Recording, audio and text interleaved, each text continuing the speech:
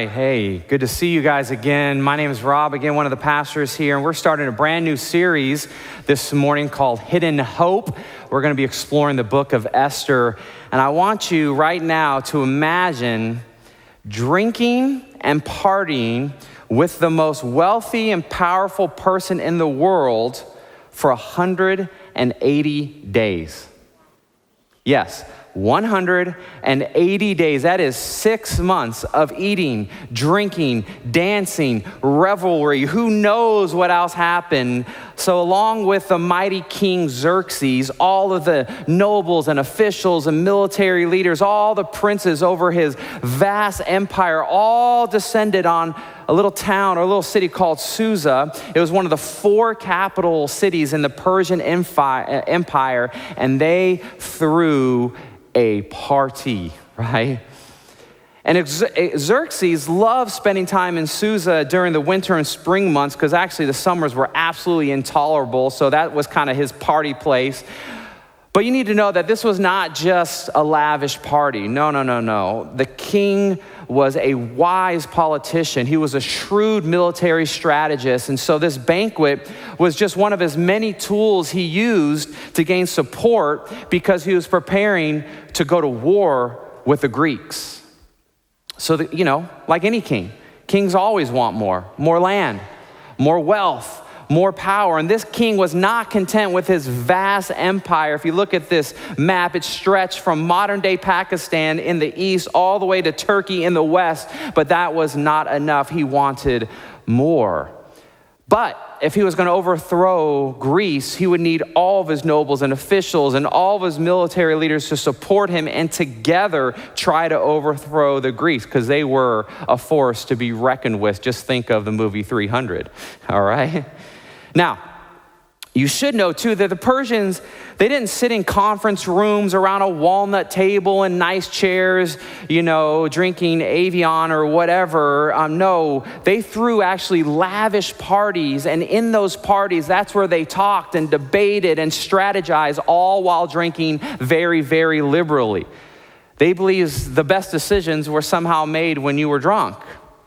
And so what would happen actually, and this is his historical fact, that when they would wake up the next day with a hangover, the scribes would come to them and tell them the decisions that they made. And with a pounding headache, if they still thought it was a good decision, they would go, okay, that's law, let's do that, sounds great.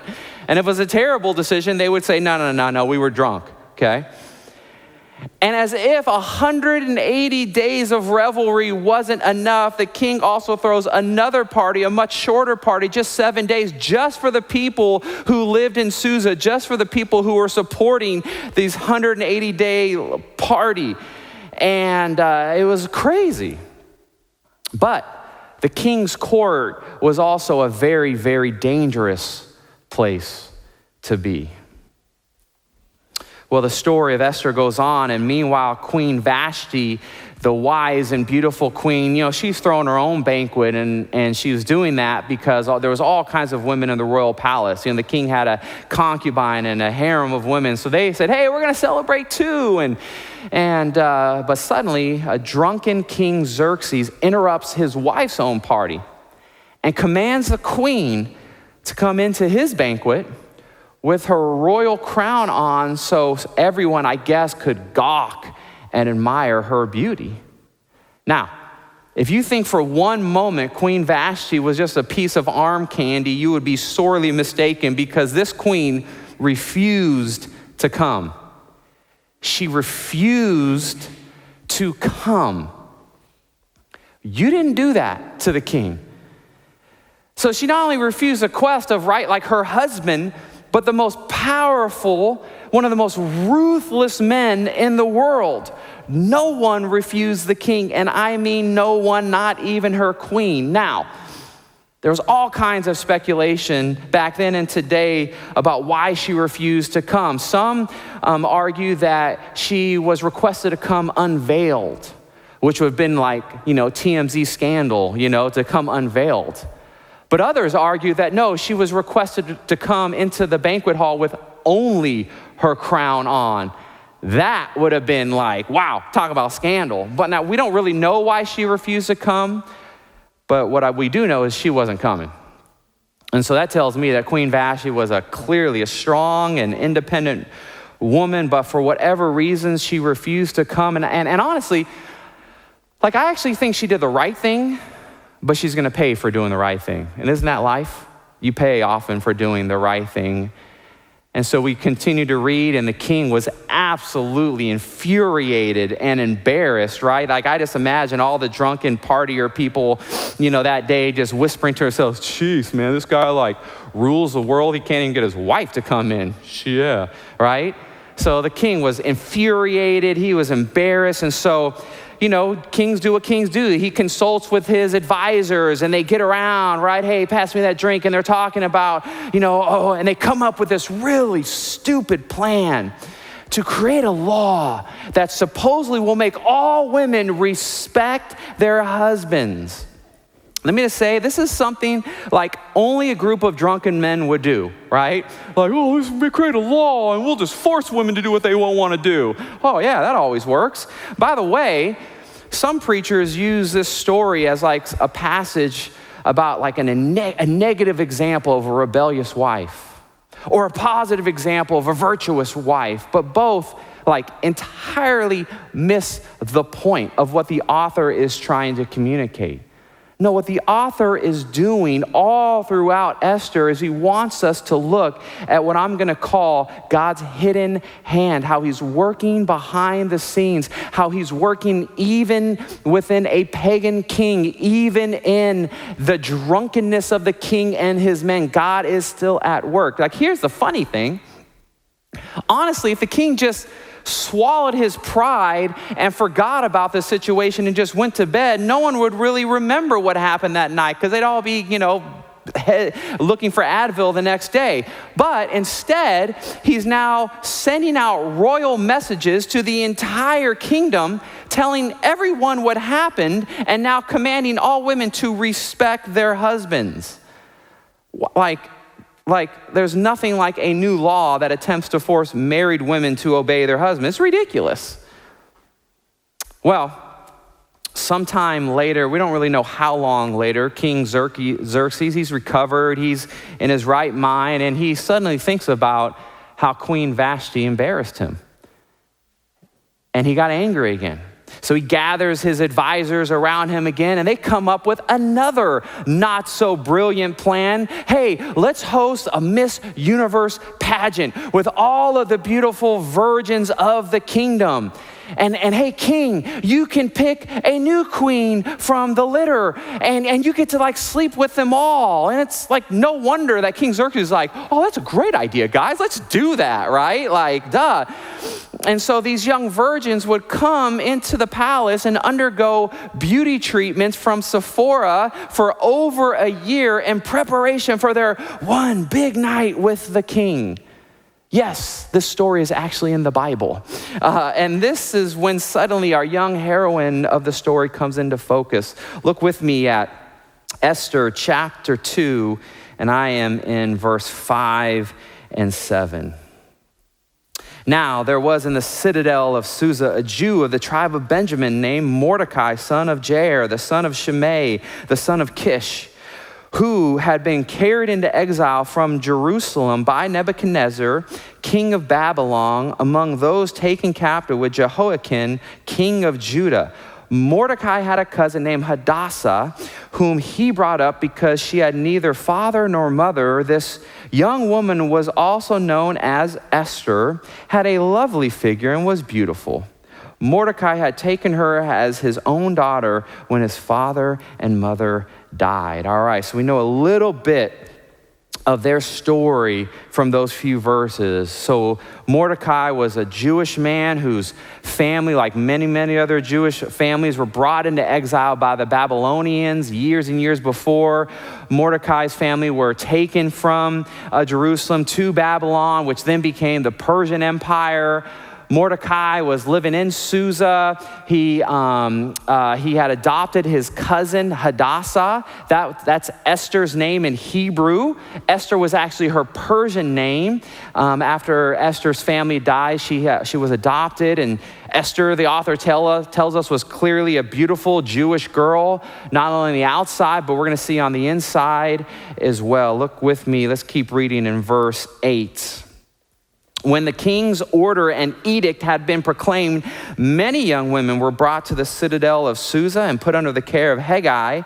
Esther also was taken to the king's palace and entrusted to Hegai, who had charge of the harem. She pleased him, that's Esther. Esther pleased him and won his favor. Immediately he provided her with her beauty treatments and special food. He assigned to her 7 female attendants selected from the king's palace and moved her and her attendants into the best place in the harem. Okay, let me just stop and say, this is weird, right? This is like, we read this in our modern lens and go, this is weird, this is archaic, this is like a brutal way to choose a new king.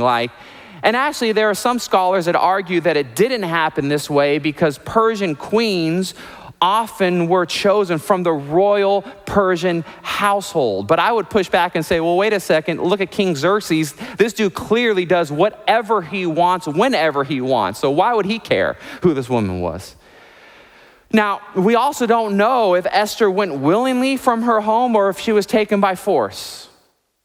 So there is no doubt that some families and young women, maybe most, would have relished the chance to be considered as the next possible queen, to come out of their poverty, to move into the palace. I mean, this is what stories like Cinderella are all about.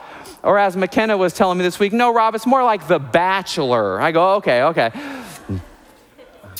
But only one woman would be crowned king. And the rest of the women, yes, they would live in luxury, and yes, they would live in the palace for the rest of their lives, but they would never be able to remarry or to marry. They would never be able to leave the king's harem. And so for hundreds of women, it was a lonely and sad place for them to be. Now, whatever the case was with Esther, we do know that she quickly won the favor of Hegai, one of the king's eunuchs.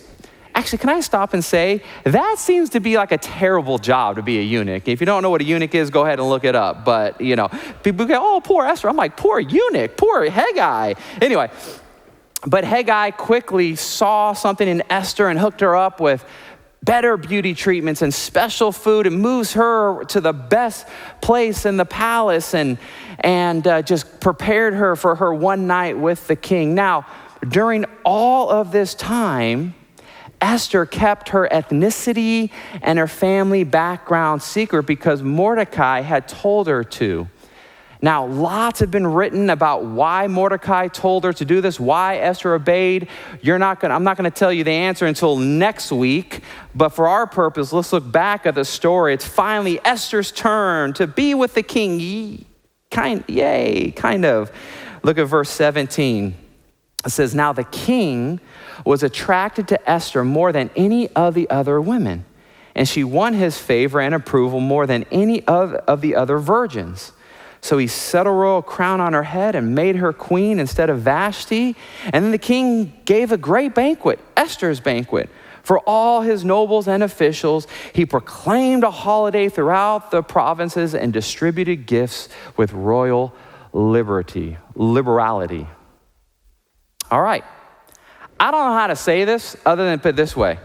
It must have been quite a night, you guys. Quite a night. I mean, clearly Xerxes was attracted to Esther, not only physically, but it must have been more, right? As I was looking at this story, I'm like, wait a second. This man could have any woman he wanted at any time, but yet there was something about Esther that he fell in love with. And so it made me wonder, what do they talk about that night? What do they do? What was going on? It couldn't just be, can I just say it, the sex. And we're going to find out actually in the weeks to come that it was much more. Esther was clearly beautiful, but she was smart and she was courageous. So there you have it, the beginning of the book of Esther. Now, If you're not familiar with this little book hidden in the Old Testament, you may be wondering, hey, Pastor Rob, why in the world are we studying this book at this time? Isn't there something more applicable to our lives today than Esther?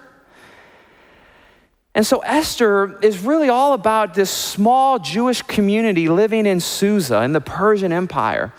And of course, the main characters, you're going to hear about Esther and Mordecai and the king of Persia. And you're also going to hear about Haman, right? And we're going to look at him next week. Like several Old Testament books, Esther, the author is actually anonymous. We don't know who wrote the book. But the most interesting fact of the book, one that so many people have written and talked about, is this fact. God and none of his names are ever mentioned in the book. No mention of the name of God in the entire book. Why is that? Why is that? See, like any great literature today, I think it was totally done intentionally. Let me give you some modern days examples of this. Did you know that the word adultery never appears in the book of the Scarlet Letter? A book all about adultery? Did you know that in the movie The Godfather, there is never a mention of the word mafia in the movie The Godfather? See, the story of Esther invites us to look for God's activity all throughout the story because he's there. And it's just like that in our own lives. Like I wish like we could see like these neon flashing signs in our life that says God was here, dummy, But what? Instead, we're invited to look for God in the big things of our lives and also in the small circumstances. And so all throughout Esther, we're going to see all kinds of coincidences and reversals in this book because it's going to reveal to us that God is always, always working behind the scenes. But when he works, it's often by what I call his hidden hand of providence. And so when things seem out of control, we can trust that God is always working. And so why should we study a book like this now? Man, when you think about things in our world, things like the war in Ukraine, have you ever wondered, God, how are you involved, or are you involved in that? Have you ever struggled in your own life with trusting God and obeying him and following him when he just doesn't feel present or active in your life?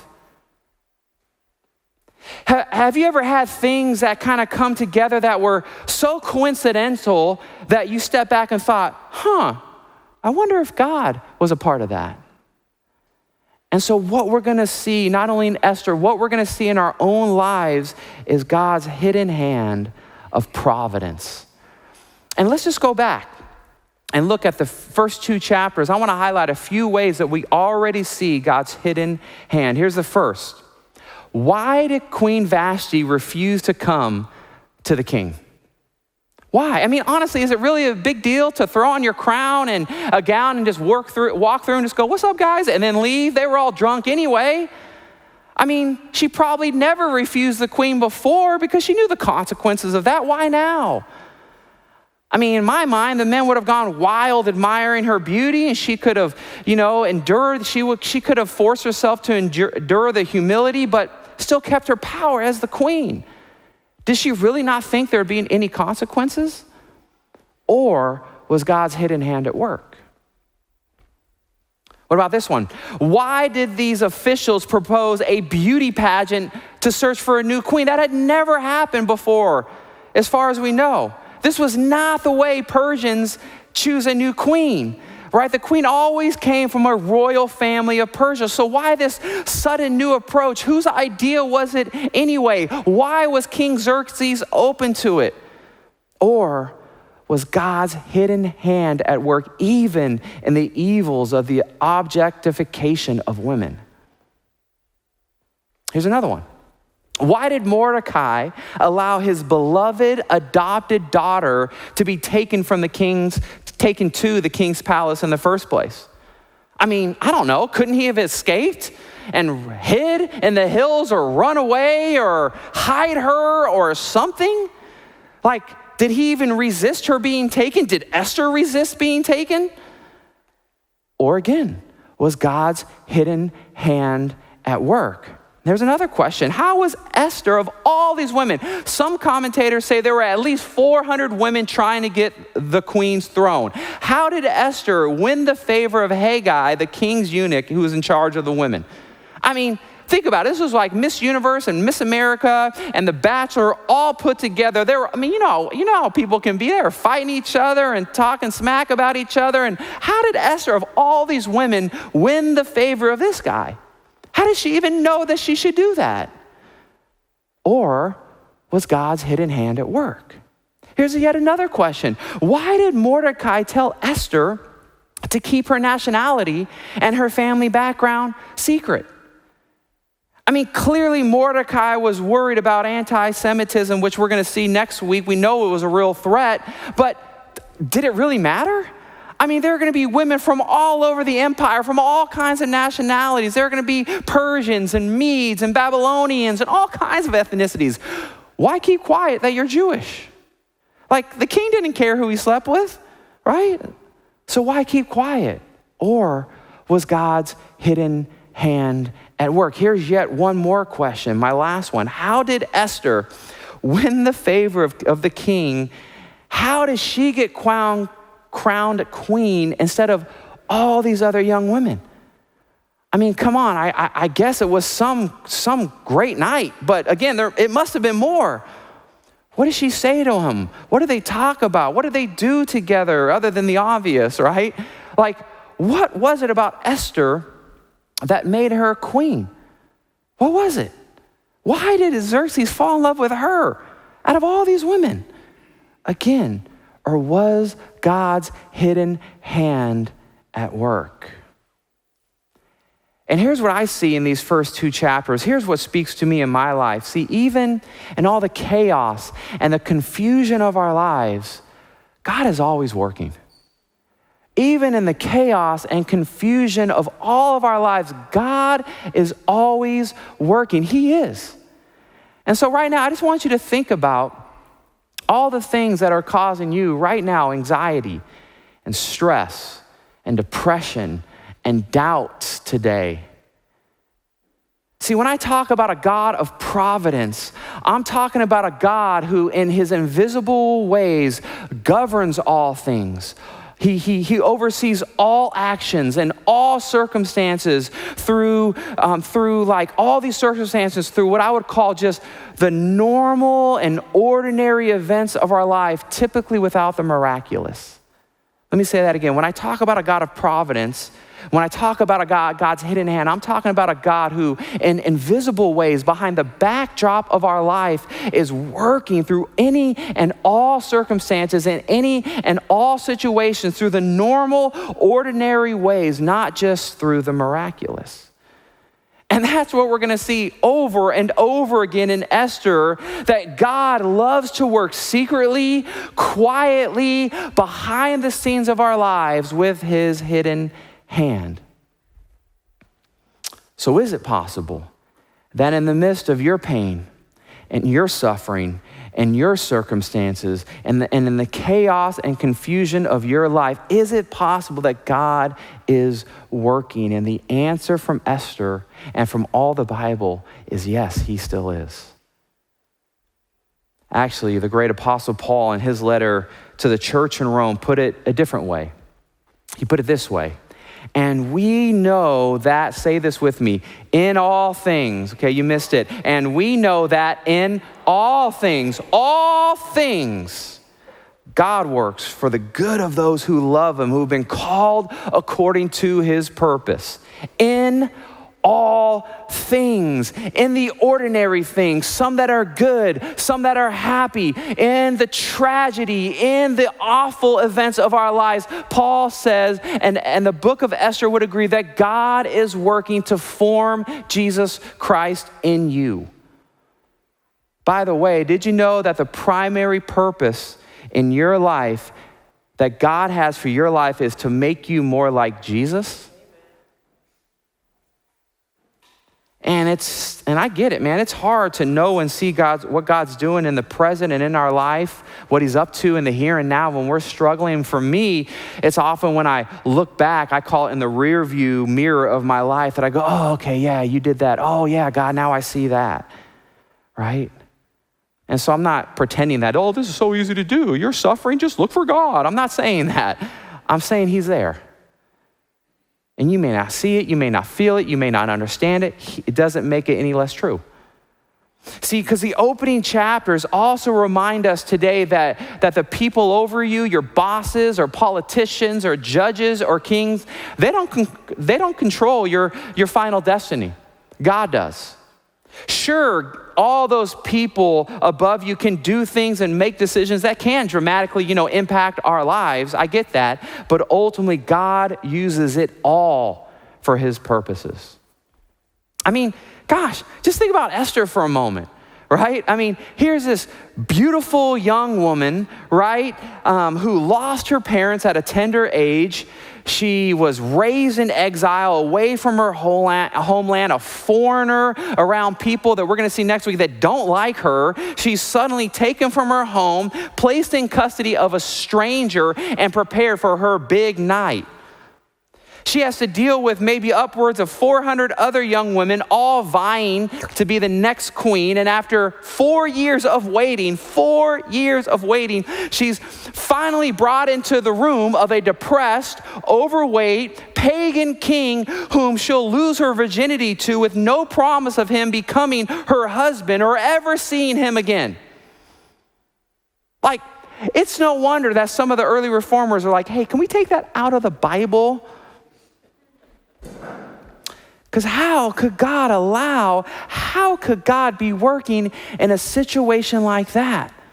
But once again, what we're going to see over and over again, both in this book and in our lives, is that even in the chaos and the confusion and in the pain and in the joys and in the lows, God is always working.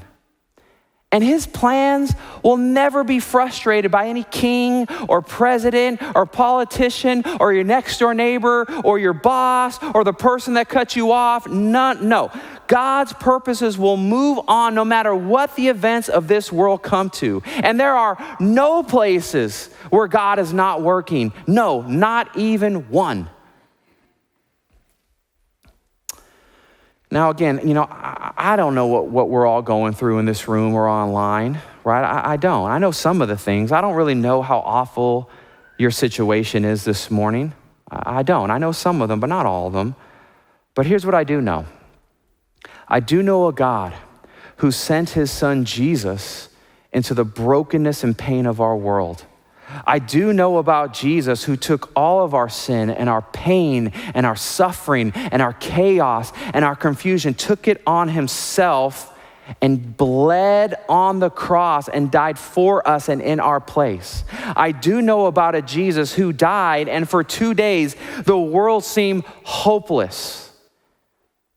And then, against all odds, against all doubts, against all reasoning, this king rose from the grave as the final proof that God is always working out his plan, that it will never be stopped.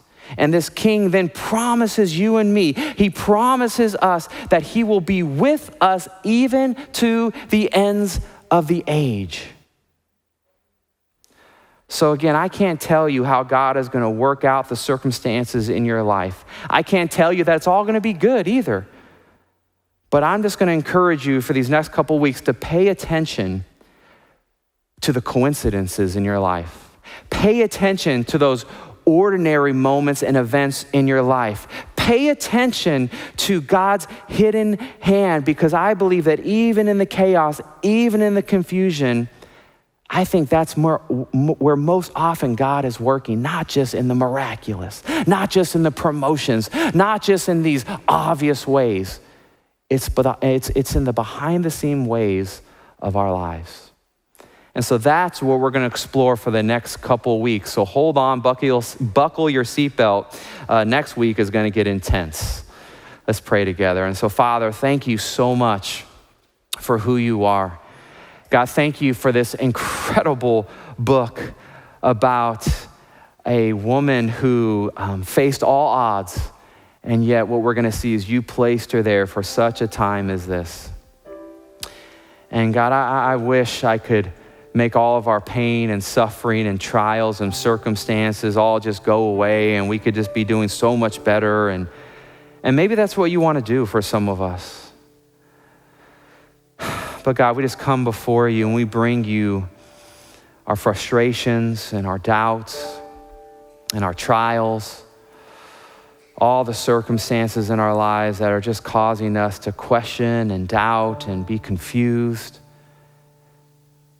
And God, I pray that you would help us this week and in the weeks to come see your hidden hand of providence, to trust that you are working in our waiting, in our pain, in the circumstances of our life. Oh God, help us to see and trust your hidden hand of providence, that you're working in all things, God.